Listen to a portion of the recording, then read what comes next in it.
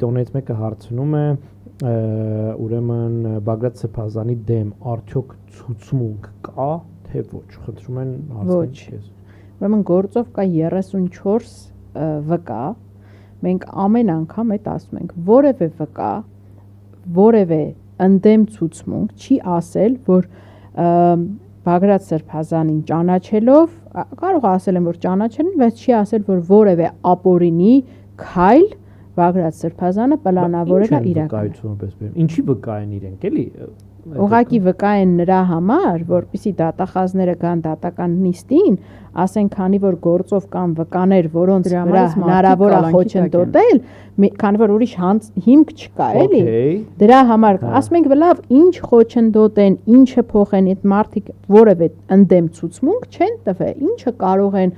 ցանկանալ փոխել,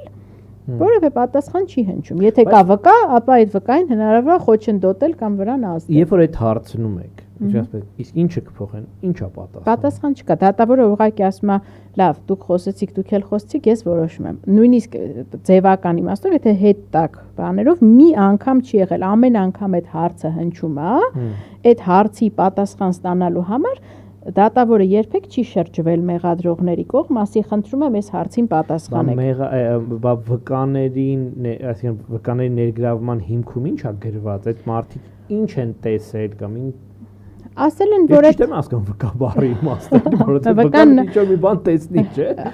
Օրինակ մարդ կա ասել է, ես Բագրատ Սրբազանին տեսել եմ Կիրանցից Երևան գալու ժամանակ, հանդիպել ենք, ողջակուրվել ենք, ասել են, խնդրում եմ երկիրը փրկեք, ասել է լավ ու վերջ։ Այդ մարդը գործով վկա է, վկաներին ընտրում էլի, որտեւ այդ նույն պրինցիպով կանայինք վկայի կարգավիճակում հայտնվում ենք ես դու կամ մեր շրջապատի կեսը, ով այդ ընթացքում տեսել է Բագրատ Սրբազանին։ Ինչ պրինցիպով են մարդիկ որոշել, որ այս մարդը վկալին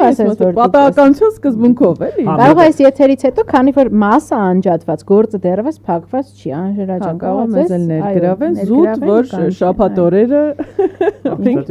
ու նիստերը դնեն շաբաթ օրերը։ Գիշերվա 1-ին